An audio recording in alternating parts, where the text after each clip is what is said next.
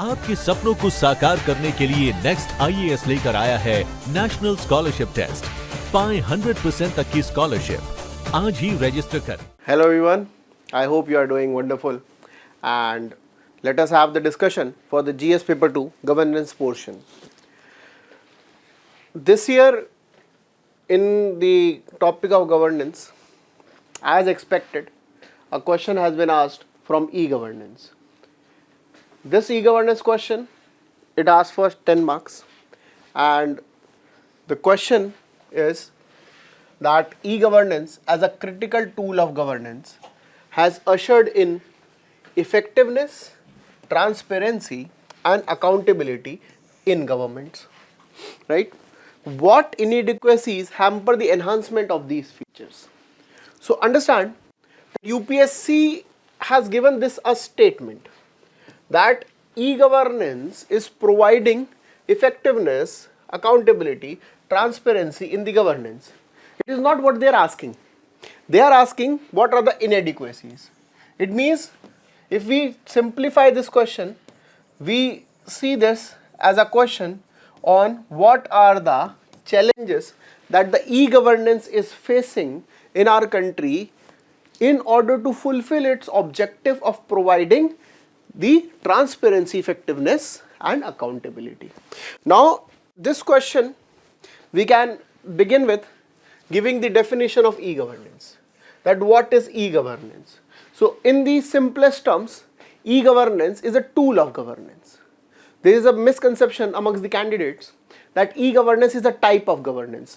Be very clear, and I told you that in the class itself, the small e in this e-governance is a significance of the purpose of e-governance. It is not a type.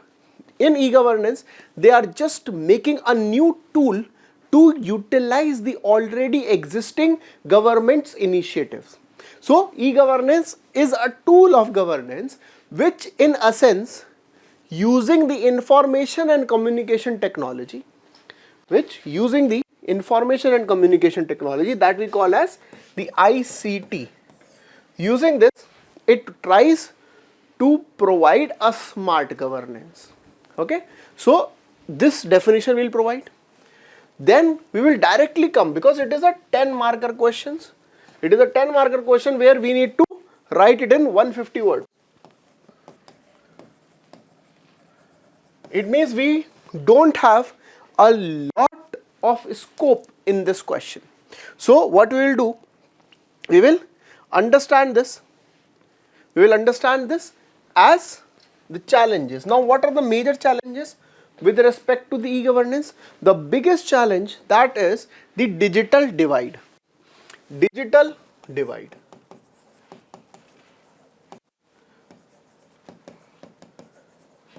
Digital divide. Now what is digital divide? It is the absence of the similar type of digital facilities at the places in our countries uniformly.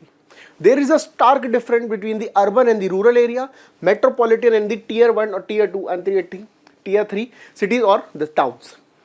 Digital divide is because of two reasons. First, it is because of the limitation of infrastructure.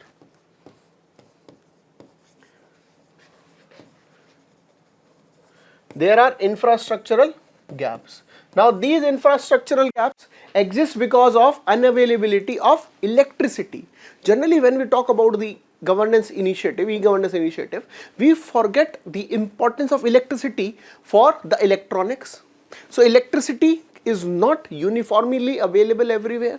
Second, there are limitations with respect to the availability of electronic devices. Electronic devices still is considered as a luxury. We have the largest number of smartphone users, but still there are so many people in this country who do not have access to smartphones or even phones. And the third challenge is the limited availability of internet. So infrastructure is a challenge. Second challenge is the digital illiteracy. We have digital illiteracy which limits the utilization of the available resources by the people. Now what we'll give, we will give some data also. In India, only 42% urban households and 14% rural household has access to internet connections. When it comes to digital illiteracy, in India, in the age group of more than, it means the people who are above 5 years, only 20% people have basic digital literacy.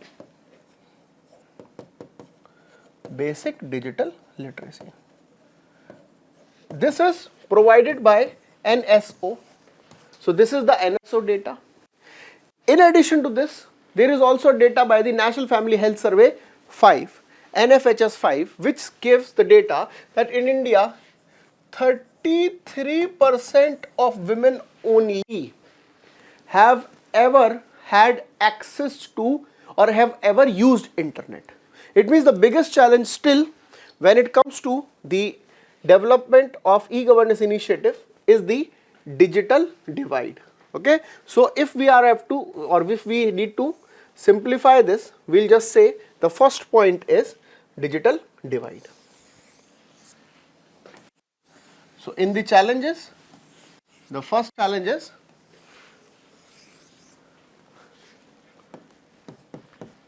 digital divide. In the digital divide, infrastructure gap,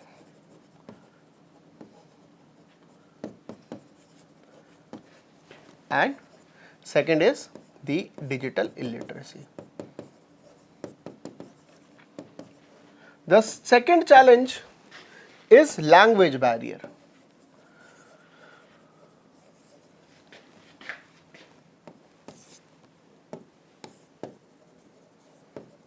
Language barrier. In India, we have 22 scheduled languages, 700 regional languages, and thousands of dialects, because of which availability of the resources in all the languages is limited. Providing digital literacy to people in the languages that we understand and the devices and the resources that we provide, this gap is also a challenge. So language barrier. Third challenge is with respect to the interoperability concerns. Interoperability concerns that we have so many types of devices: laptop, desktop, we have tablet, we have mobile phones, we have different types of the operating systems: Windows, Linux, iOS. We also in the smartphones have iOS, Android. It means there are too many types of devices, and when we want to access the information, we either have it in the form of the websites, we have in the form of the applications. It means interoperability of same thing for various users is also a challenge. And the fourth challenge which is emerging and is becoming a bigger problem is cyber security.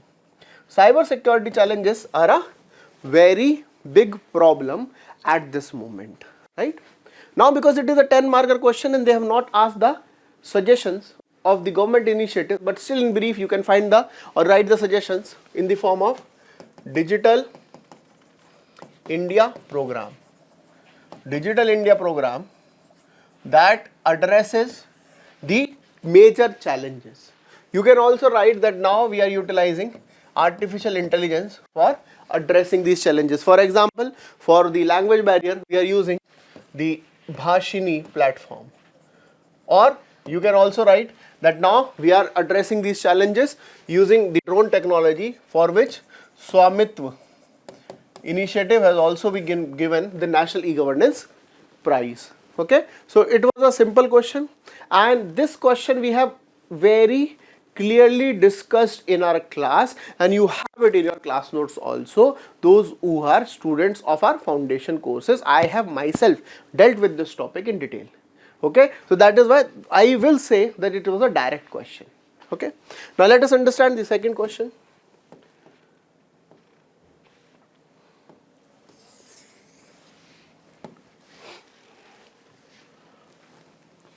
So second question says skill development programs, they have succeeded in increasing human resources supply to various sectors. It is not a question, it is a statement that human development program has provided human resources to various sectors. Now let us see the question. In the context of this statement, analyze the linkage between education, skill and employment. It means they want you to know a link between the education, skill and employment, and how the skill development initiatives are bridging this gap. Okay. Now, how we will begin with this question? You will begin this question by identifying that the major issue in India is because of many people still relying on manual labor for their sources of income, and this limitation can be bridged through the skill development programs. Through skill development programs, and in this the major program that has been introduced is Pradhan Mantri Kaushal Vikas Yojana, which since 2015 have provided skill development to crores of youngsters. It means it is an initiative which is providing skill development, which is the need of the hour for a young country like India. So you can begin your question with this. Now, what is the link between the education and the skill development program? Now, a skill development program, it will need a basic education for a candidate to understand. For example, if you want to provide the basic skills to a person of becoming a, let us say, a fitter, that is provided, the fitter course that is provided through the industrial training institutes, ITI, or you are providing the skill of a plumber to a individual, that person is requiring basic education so that they understand something which is taught to them in a clear manner.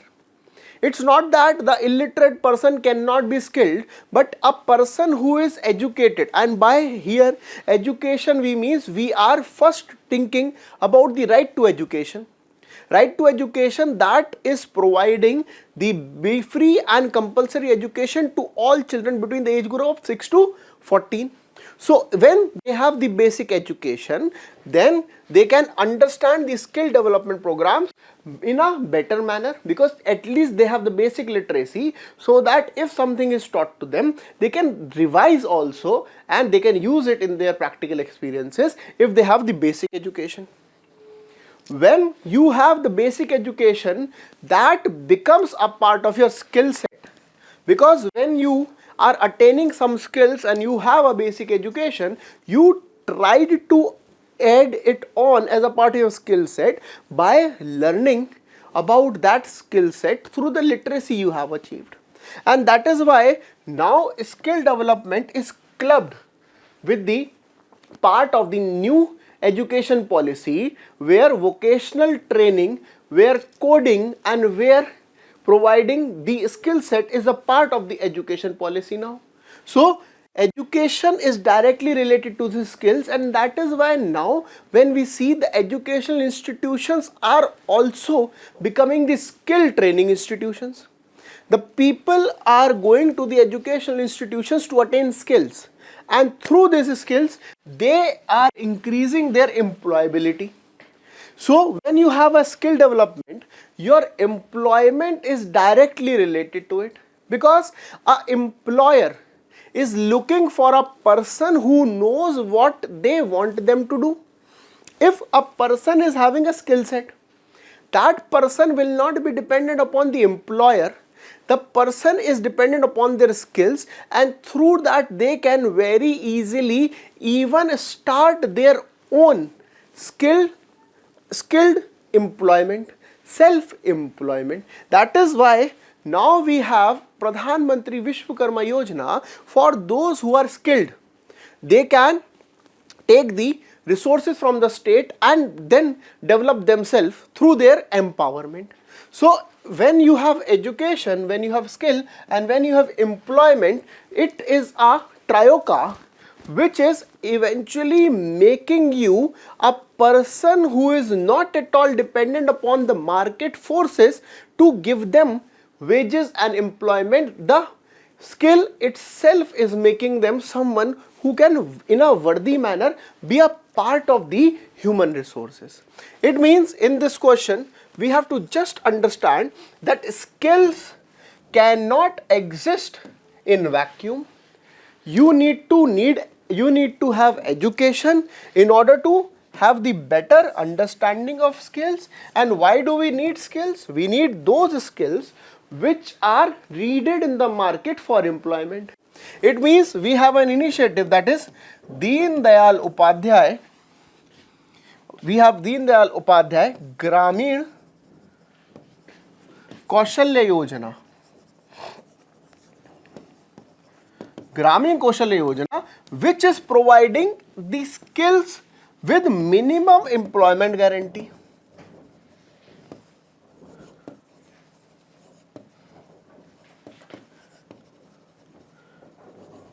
It means when you have the guarantee of employment, you tend to more get interested in the skill development because you are not uncertain about your future.